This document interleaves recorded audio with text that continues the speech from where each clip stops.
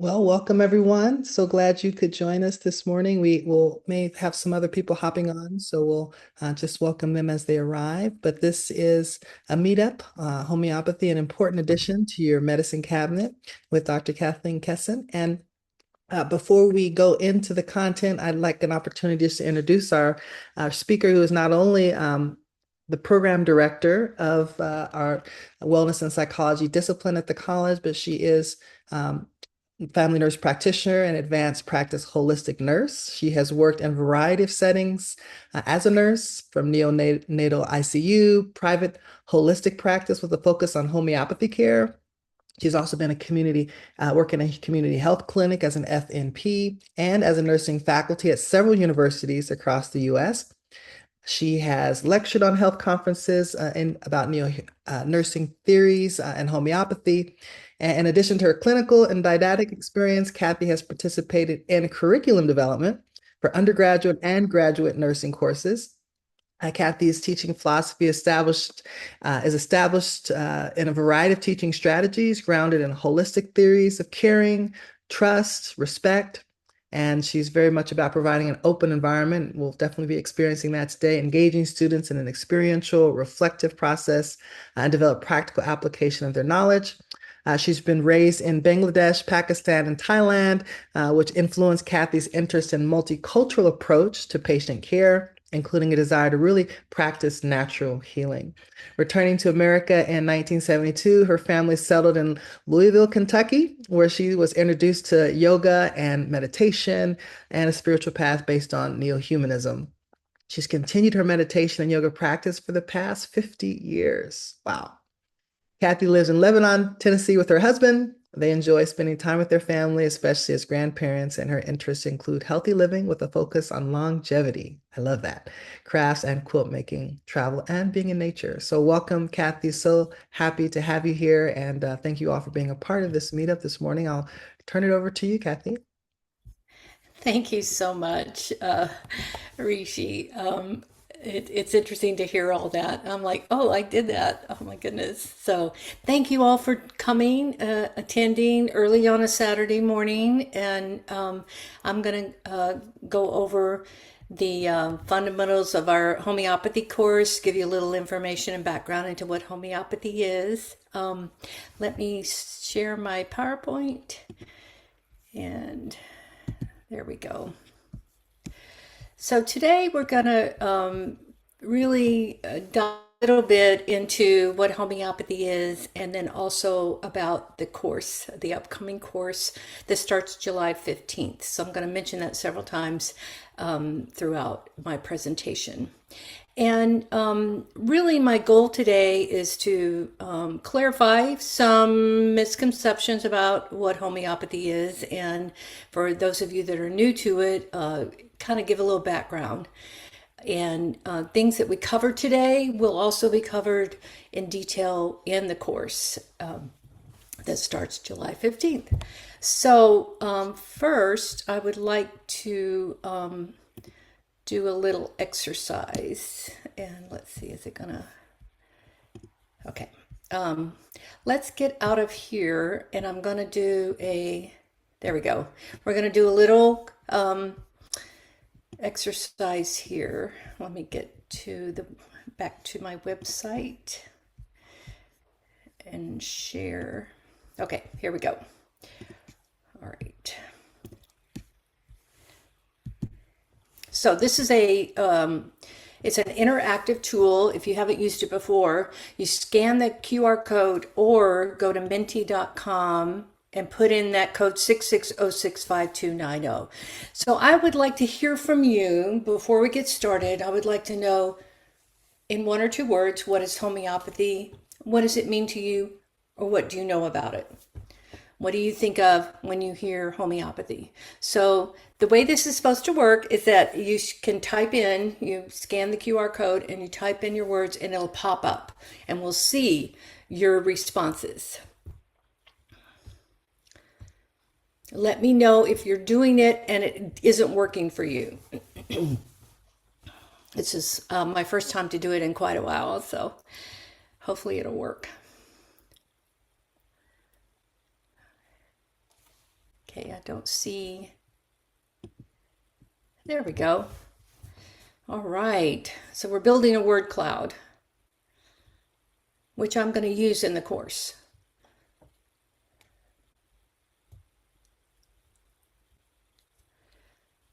These are good. These are really good. These help me to kind of understand what you know about homeopathy.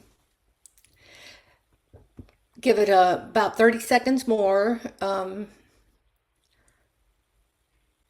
Non-intrusive, natural, holistic, subtle. All these are true, very true.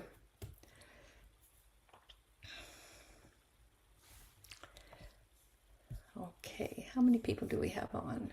We have 10. Okay. All right, so you can keep adding if you want. I'm going to back out of here and go back to my presentation.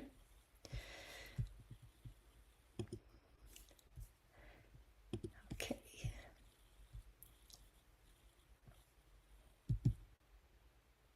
Wait a minute, I shared the wrong one.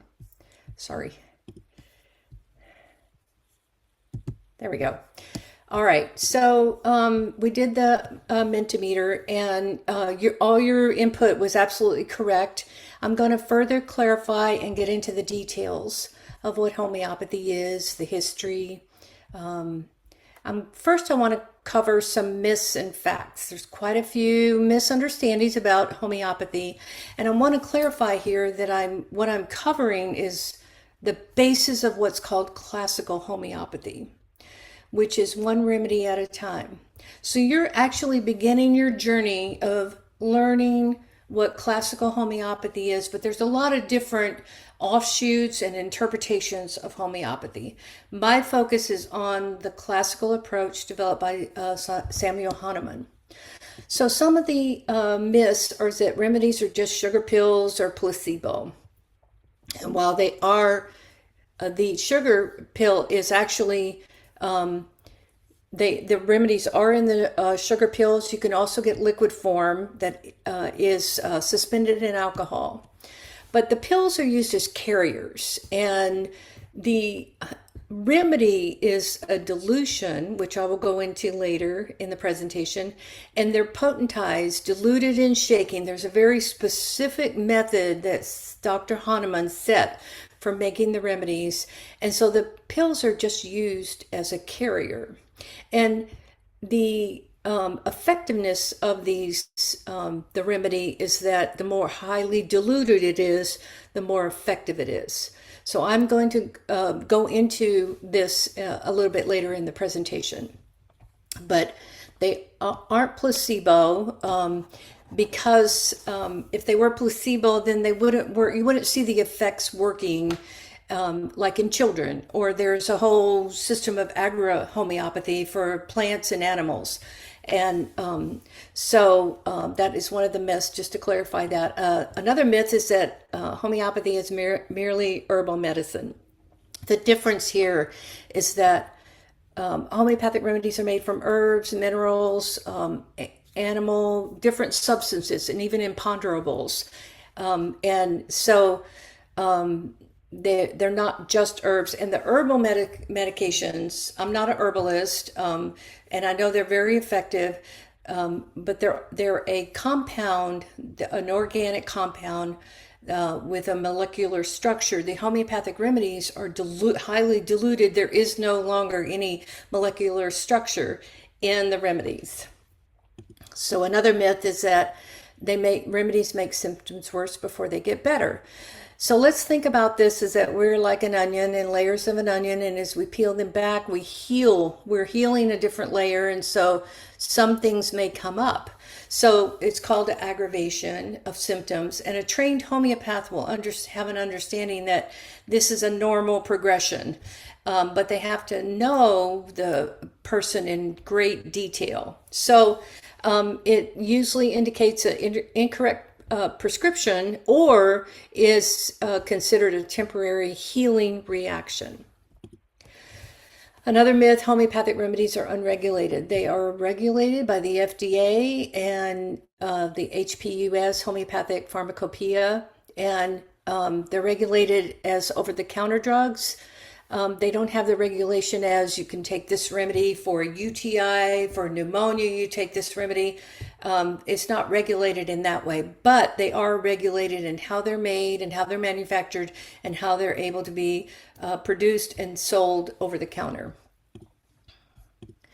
And scientific studies show it has no effect. This is not true. There are increasingly more and more research studies that show the effectiveness, and the Materia Medica is full of cases where that demonstrated effective treatment of with homeopathic remedies. So I'm going to give you some resources on where these research studies are. So that's just to verify some of the myths and facts of homeopathy. All right. So what is homeopathic medicine? They're highly diluted substances which stimulate the body and mind to a state of balanced homeostasis. So they're made, like I said, from herbs, plant, animal, mineral, and imponderables. And you might be wondering if you've never heard that term. Imponderables are things like radiation, cell phone rays, TV, those things that we can't see, but we with the naked eye, but we know that they're there. We can either measure them with certain instruments, but they do have an impact on us. And so there are remedies made from these. And there are multiple research studies. And at the end, I've got some links I'll share with you. And it is regulated by the FDA and the Homeopathic Pharmacopoeia.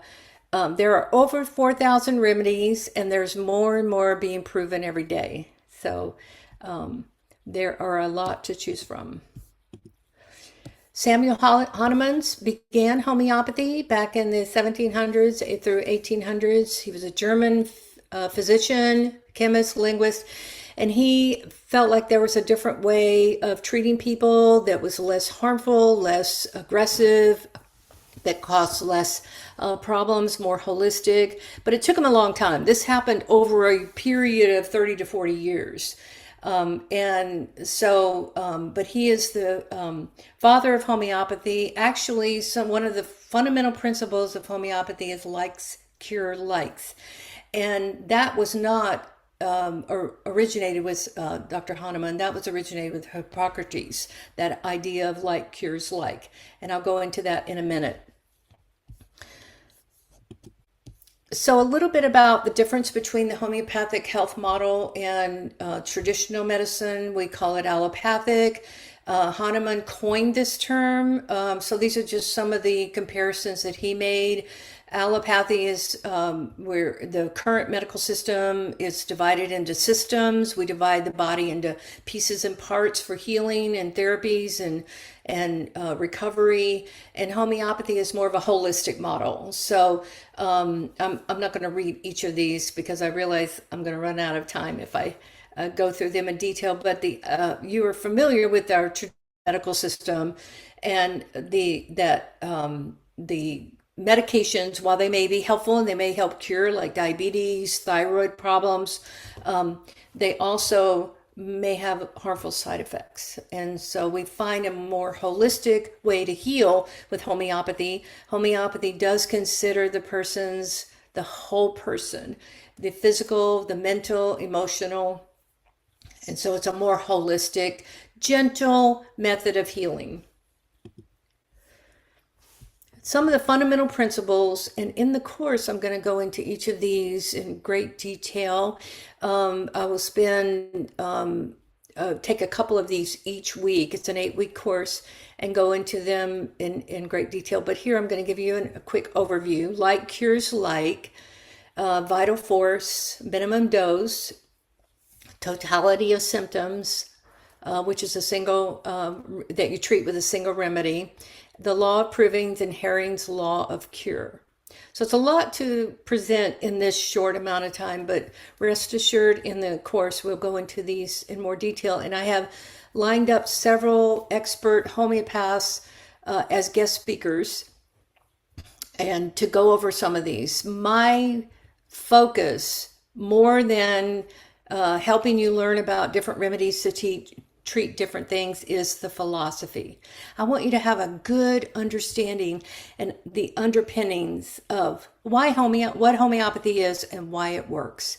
And you have to have an understanding of the philosophy, which is detailed, outlined in the Organon, which is what Dr. Hahnemann wrote. So it's one of the books that I'm going to recommend that you get for the course. It's not required, but Hahnemann lays out all of these except the Herring's Law of Cure. Dr. Herring was a student of Dr. Hahnemann. So the first one, like cures like, let like be cured with like. It's the first law of homeopathy. And it took Dr. Hahnemann about 6 years studying what this was, and he did it with quinine. And he noticed that the symptoms that if somebody took the medication quinine for malaria, they had several, the people with malaria had certain symptoms, but the quinine would cure those. Quinine created those symptoms also as a side effect. And so he actually took it himself, okay? And he had the side effects. But he learned that he could dilute it. So over time, he kept diluting it, and he came up with this systematic way to dilute the medication to a point where there was no longer any molecular structure, but it all had the same effect. So he studied his whole life. He wrote extensive diaries, extensive reports, and these are what is used to develop the organon. These are what is used to develop the current process of homeopathy. And even after he died, his wife continued to translate, and he was German, so she translated them and made sure his writings got published. The second concept, the vital force. This is our basic energy. Some people call it chi, essence, quantum energy. It's our overall state of health. And it's our overall, what makes us alive, what makes us a human being is this vital force. And it seeks to be in balance. We seek to have health and wellness in complete balance. When we're out of balance, then these symptoms start occurring. So in a way, it's as if our vital force, which is our higher self, our more intuitive self, is speaking the language of the imbalance through the symptoms. So I'm going to emphasize that it's the symptoms that we look at in homeopathy to find the correct remedy, because the symptoms are directly communicated from the vital force. So when we seek to have this balance, when we're out of balance, then the vital force is communicating through these symptoms. The law of minimum dose, and this is where I really have a lot of respect for Hahnemann's method of treatment and method of approach to healing, is less is more. We tend to be in a society, we promote if it's good, if more is better. But Hahnemann really took this approach that less is actually better. And so the idea is to find the single remedy, use it only until you need it in the least amount, the least diluted dose, and that you don't need to continue it. Once you start improving, until you stop the remedy, and then you repeat it when your symptoms return. So this less is more, to me, is really fundamental. Hahnemann also talked about putting the patient in the right environment. And I've found this as my profession as a nurse, that Florence Nightingale, she actually was a student of homeopathy, and that she promoted also this: if you put the patient in the right environment, good, healthy food, adequate rest, fresh air, and natural light, that your patient will do better, even with or without a treatment. So I found that this was a good fit. Homeopathy and nursing was a good fit for me. The totality of symptoms. So this is another concept. When you're This is really gets into not just the acute care. The course is about acute care, but when you get into constitutional, then you want to look at the totality of the symptoms. And you're not just looking at one symptom, but you're looking at the mental, emotional, physical. And we have a thing that we call in homeopathy SRP, strange, rare, and peculiar. Because homeopathy's approach is to find what's unique about the person.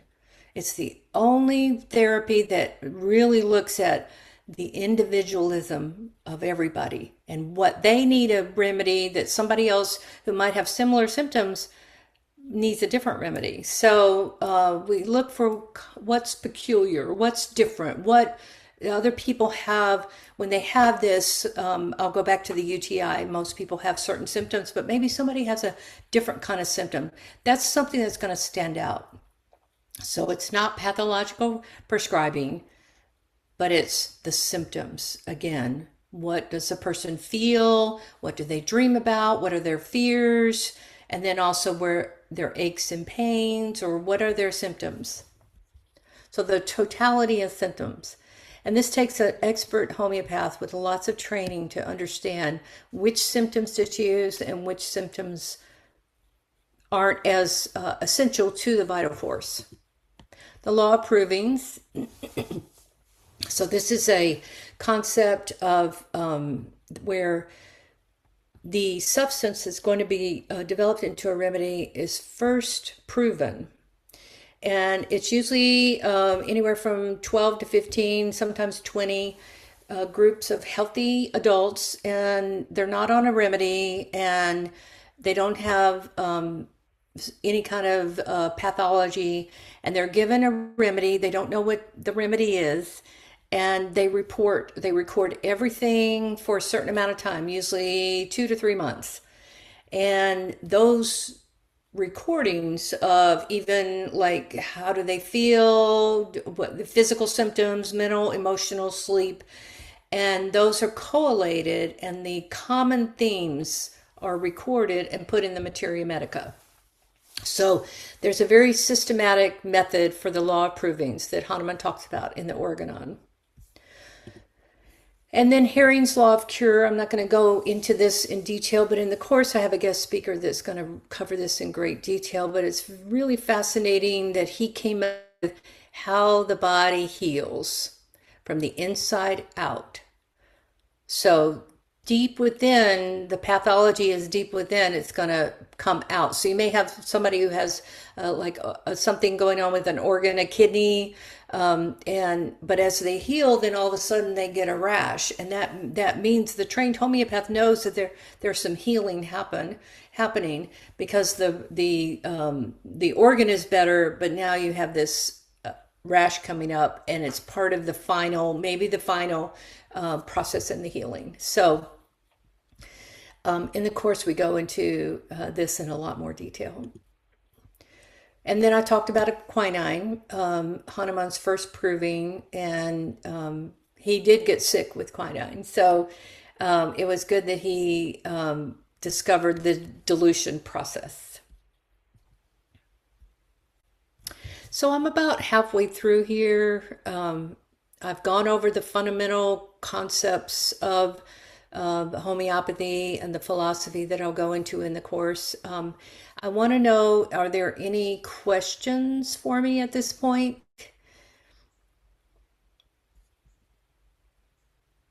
I'm not able to see the chat.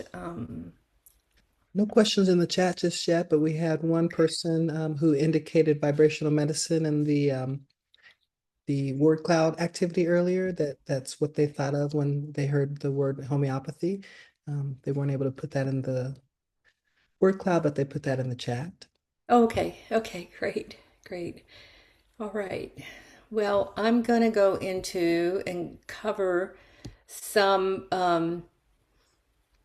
just some basic remedies that will be covered in the course. And these are, I call them don't leave home without it. These are just some of the basic remedies that I've found for our family that are very useful. And so I'm switching from the philosophy concept to talking about some specific remedies for specific ailments, which you can do in acute care. When you get into constitutional care, you really need to go back to the totality of symptoms. You really need to go back to the philosophy part. But often people's first introduction to homeopathy is in the acute care situation, and they find that it works very well for them. And that was our experience as a family. So, this first remedy, aconite, and aconite is a remedy that is very effective in the initial stages of if you have something that comes on quickly. And it's often like a head cold, flu that comes on after being outside in the open air. It was windy, it was cold, and you're susceptible to that. So aconite's a really good first line defense remedy.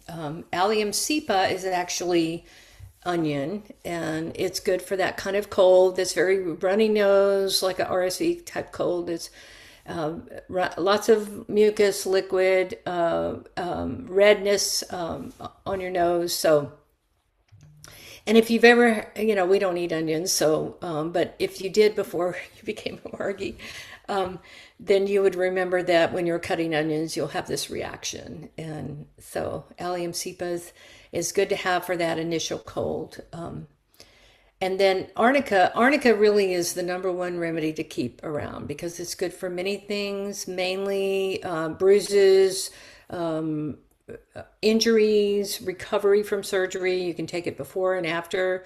And it's really, I call it the deserted island remedy. If I could only take one remedy, what would it be? It would be arnica. It's also good for emotional mental block.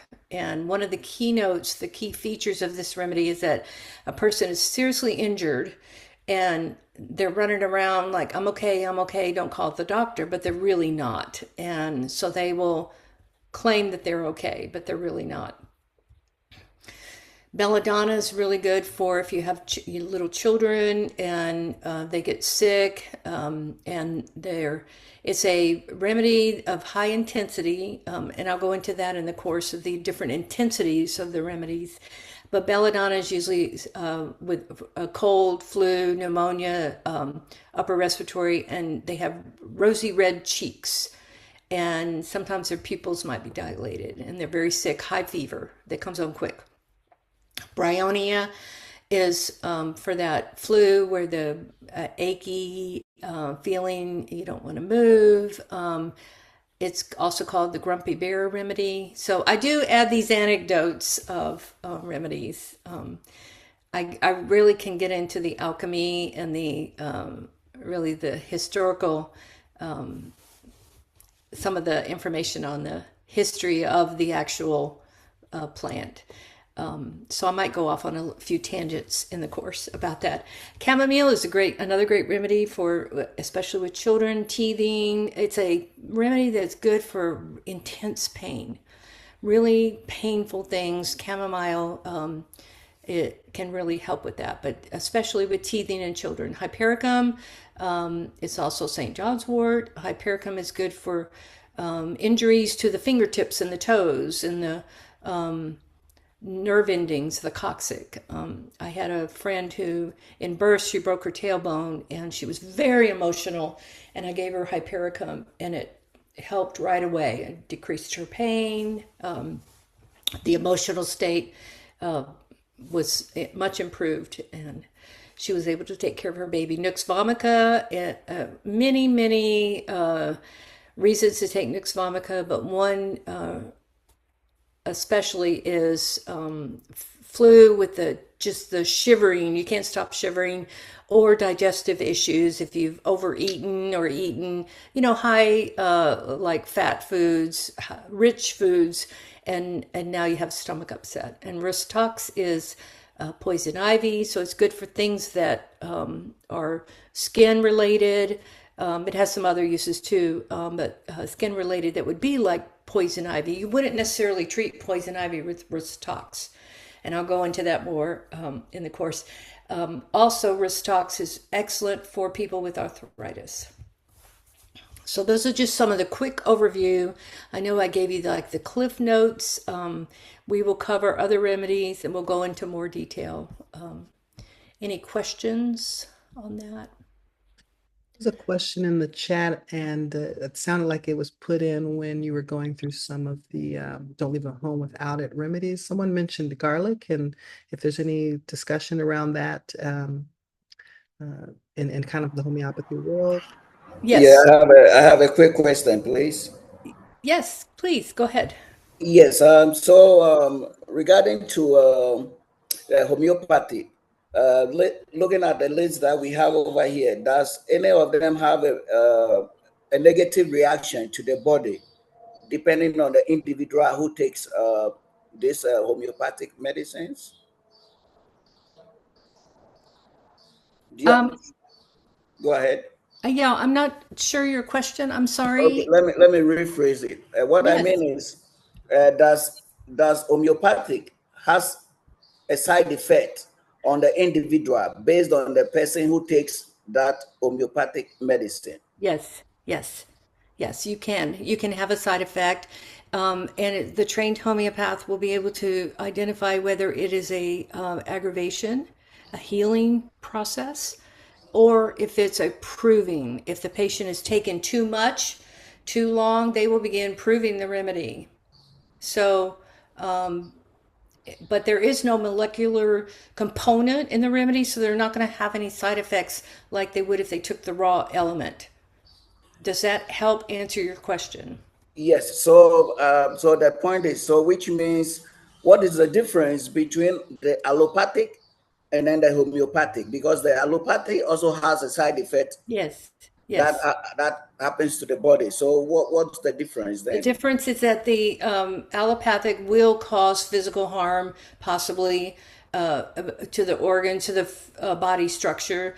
The homeopathy is working on an energetic level, and so as soon as you stop taking it, that whatever symptoms you were developing as a result of proving will stop, will cease. You won't have long-term side effects. You will not have any damaging side effects from homeopathy as you would from if you took allopathic medicine, if you took thyroid medicine, if you took high blood pressure medicine, and there's some effect if you take NSAIDs, which is Aleve and ibuprofen, that it has some effect on the kidneys.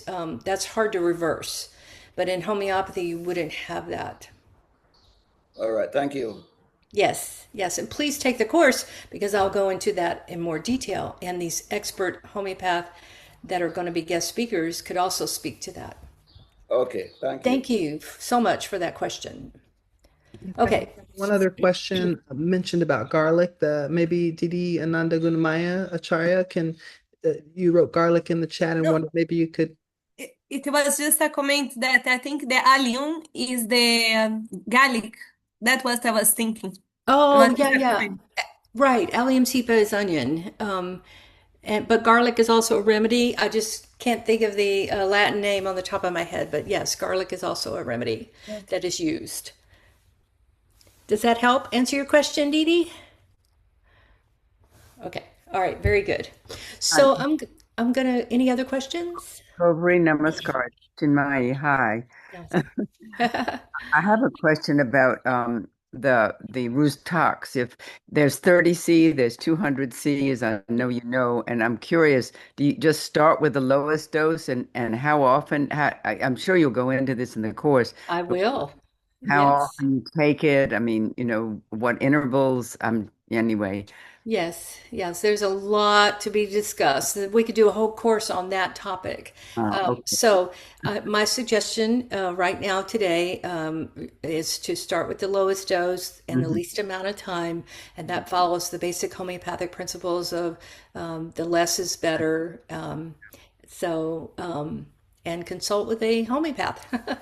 Yeah. Okay. Thank Yeah, yeah. It's a very complex and often discussed, and you'll get different opinions, you. but we could do a whole course on it. Just start with the lowest dose Okay.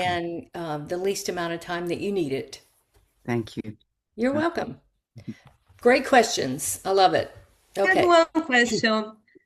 Yes, Dee Dee. All life is very incredibly effective.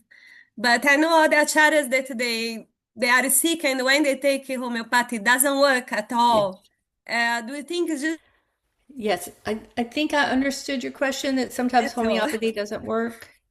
Um, you cut out a little bit, Is but you're right. my Sometimes it internet. doesn't. Sometimes we don't get the right remedy, and that's why I want you to start on your journey of learning as much as you can. It's really a lifelong study of finding the right remedy. Don't be discouraged. If you don't get the right remedy, go looking again. Get your resources, get your books, which I will recommend in the course. And because it didn't work that one time, it probably wasn't the right remedy. And so go searching for what the right remedy might be. So keep an open mind. And I'm just going to jump right into this because this is what I cover. I've got the slide up, but I want to focus on the most important thing that I hope you take away from this course and from this sneak peek is the fundamental concept of the unprejudiced observer as a homeopath is so fundamental because we come with a lot of bias. We have a lot of bias. It's a natural instinct in us. And for the sake of time, we want to find something quick. We want to find something that's effective very quickly. But really, Hahnemann talks a lot in the Organon about being completely open and focusing on the symptoms. And don't just consider because I took this the last time, it's going to work this time. Or for that person, I gave them allium cepa or arsenicum. I didn't even talk about arsenicum on my list. That's another important remedy. Look at the symptoms and ask yourself, is this the best remedy for these symptoms? So always, always, always try to be as open-minded as possible. This is not just I'm going to learn this medical system. This is also a personal journey. You're going to learn more about yourself. And that's really what makes it different because you as selecting a remedy to give, even if it's just for yourself or for your children, your family, your loved ones, your friends, or if you're your clients, is that you always want to be open-minded and keep learning that maybe it wasn't the right remedy. So I just want to emphasize that. That's why I highlighted it. Out of all the things I'm going to talk about in the course, that probably to me is the most important. And it really goes back to us taking a look at ourselves and our beliefs and how we approach the world. So, but these are things that will be covered in the course, and it's a lot of information. In the course, you'll learn, again, philosophical underpinnings, the historical context, gain an understanding of basic acute care and first aid. So this is really an acute care plus philosophy plus all the other things that I want to like incorporate. Like I said, I reserve the right to go off on little tangents and get excited about things. So it's approximately 1 to 1.5 hours of reading material a week. I have little weekly quizzes just to test yourself for learning, reflective journal. We do some remedy comparison. We do a few acute cases, and then we have the live virtual class, which is also recorded. It's at 1.5 hours every Wednesday from July 15th through, take it out, 8 weeks. So, and then we've talked about doing another one in late fall, early winter time period.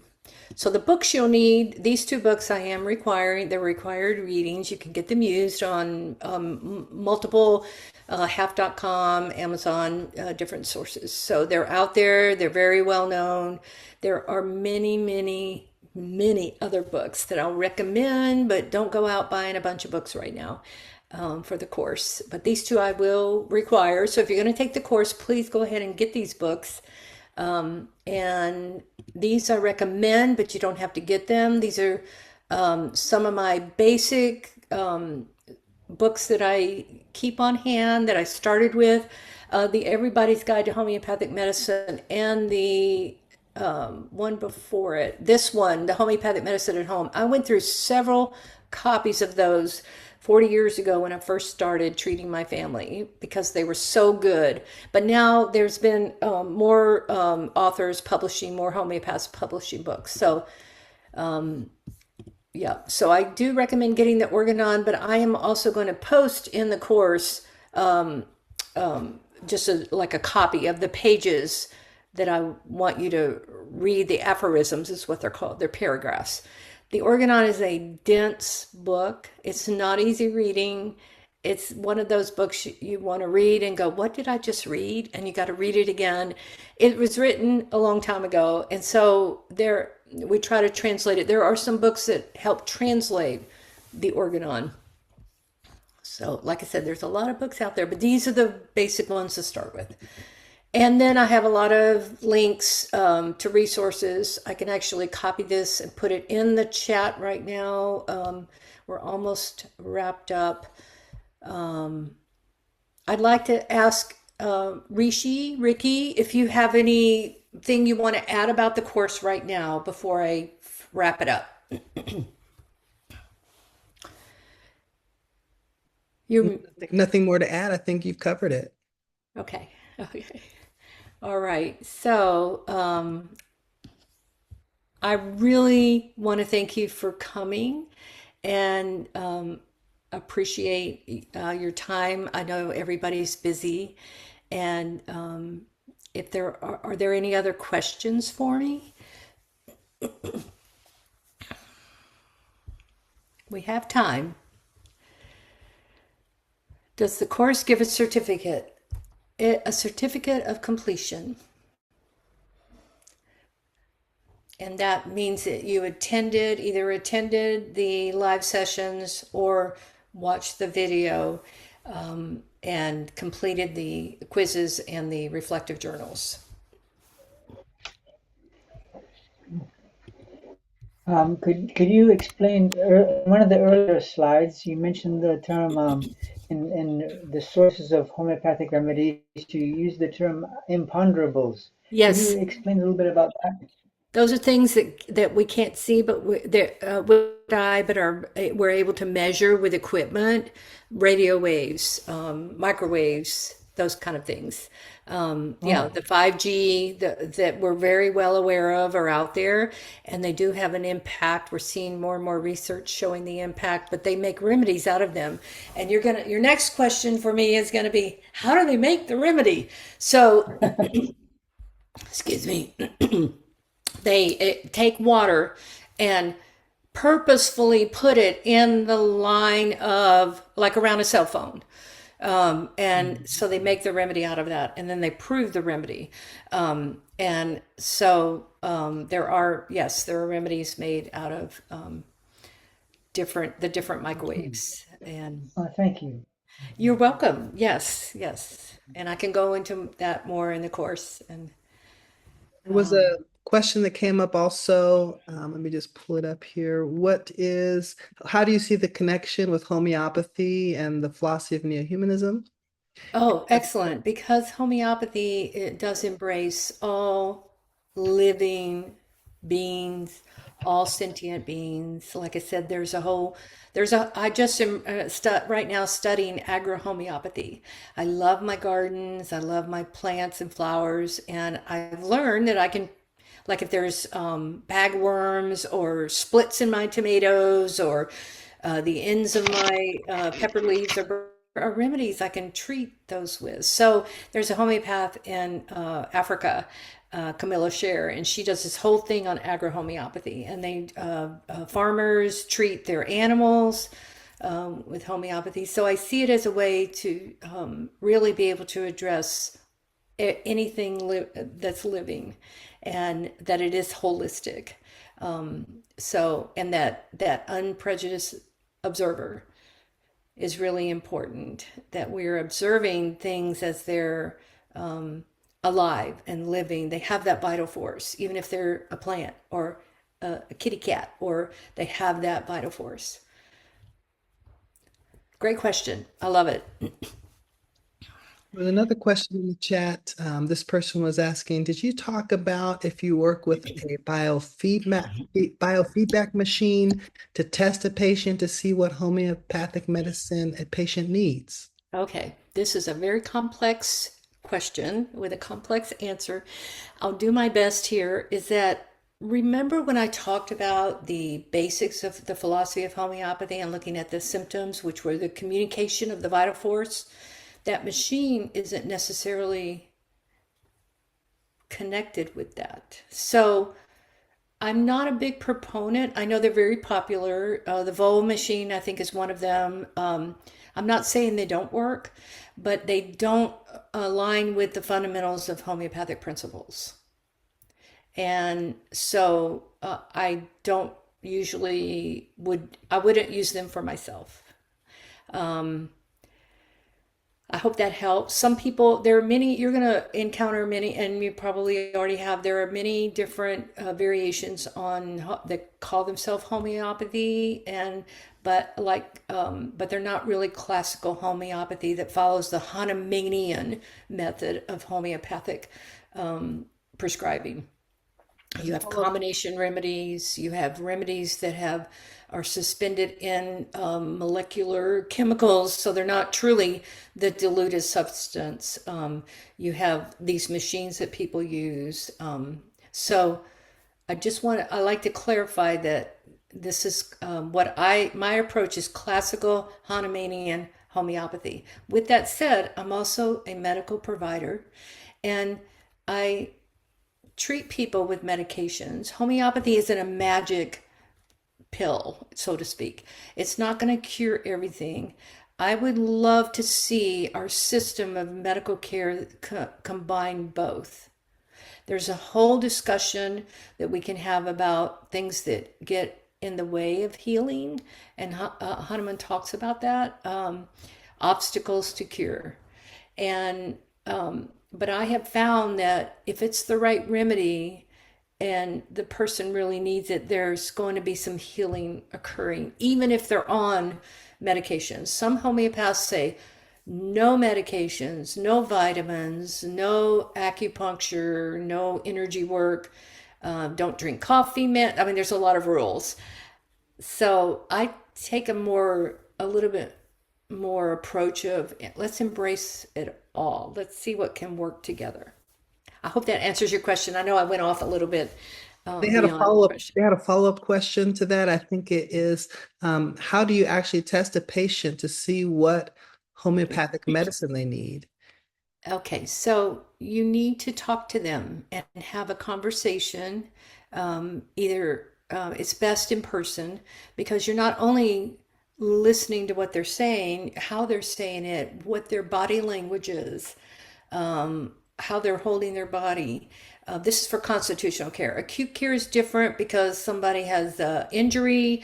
You don't need to, like, how do you tell me how you sleep? Tell me what your fears are. They're bleeding, or something serious is going on, give them arnica.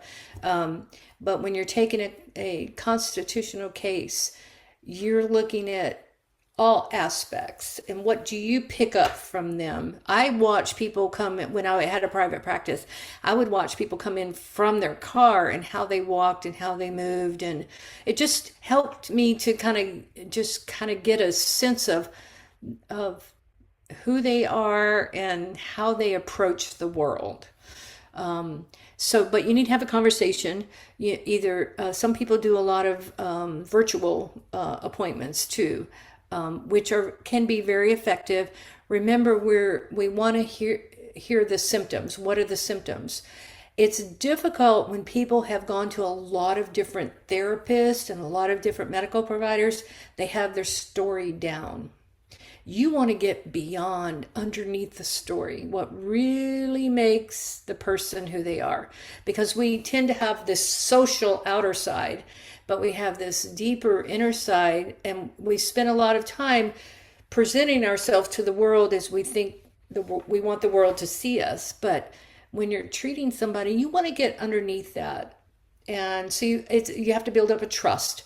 But a constitutional case can take an hour and a half, and then it's a lot of research to try to fit those symptoms with the right remedy. And that gets into the discussion of the rubric and the repertory, which we'll just barely touch on. We would need another course to go into that more detail. These are great questions. I hope I've answered them. And One more anything else? question. Yeah, there's one more. For how long a person needs to practice before becoming capable of maybe utilizing some of these things? That's a really great question. With acute care, you can start right away. You can start right away. You're just giving a remedy once or twice, and it's for an acute situation. But constitutional, you need to take a course like this, or some kind of study group, and then enroll in a 2 to 3 year, 3 year preferable, advanced course on homeopathy. And you need anatomy and physiology before you take the course. And then after that, then you'll be mentored for typically it's about 500 hours. And this is with a school. And whether they're accredited, I do recommend you go to an accredited school, and I can recommend. And then you start your practice, but you're always consulting with experts. And so I know it's an ongoing learning process, and it's really, really detailed, and it is very time consuming. So that is one of the drawbacks, in that it can take a long time. Now, some people have had tremendous results in primarily third world countries, where there's lack of other medical systems, and they only have like 20 minutes, and so they need to be really quick and select a remedy, and they're seeing lots and lots of patients. And these are in rural areas or underserved areas. And so, like a country like Haiti, or in Africa, or in India. And so, but to study and practice, you would need, about 3 years and then 500 hours of mentorship. I think Rishi just put up a link to a survey. We really want to hear from you. We want your feedback. It helps us improve this whole process. And again, I'm just really just so happy that you joined, and grateful to spend time with you this Saturday morning. One final question came in. We'll squeeze this one in. It says, does it mean we should also design a survey for the patient to know them better from the beginning? Talking about that, how you assess the specific You constitution. can. The first homeopath I went to was actually a naturopath, and who practiced homeopathy, and I filled out a complete survey. So yes, absolutely, you can. And again, in the writing, if you can get them to write, tell me how you feel, and if they can write a narrative, you're going to get more information than if they just check a box, which is what we do when we go to an allopathic doctor. We check a box, respiratory symptoms, cardiac symptoms, but asking a person, tell me how you feel. So when I am taking a case, and the person sits down, and I just say, what can I do for you today? And then I stop talking. I don't ask any questions until they stop talking. And so you just give the person plenty of time, and they will reveal to you, if you're listening, they'll tell you their story, and in their story, they'll reveal what's going on. You get more out of that than asking them like yes and no questions. That whole, reflective questions, open-ended questions. I just say, tell me what I can do for you today. Tell me how you're feeling, and just let them talk. So I hope that helps. Well, thank you again, Kathy, for your excellent meetup today. And I'm going to again invite everyone to please fill out the survey before you hop off the call. And we do all hope that you have a wonderful rest of your Saturday. Thank you for so joining. much. Yeah, thank you. See you in class. I have one more question, but time is up, so we'll just have to wrap it up. Namaskar. Thank you. Namaskar, you. namaskar, Thank you. Thank you namaskar. very Thank much. you so Great. much. Hope to see you all in class.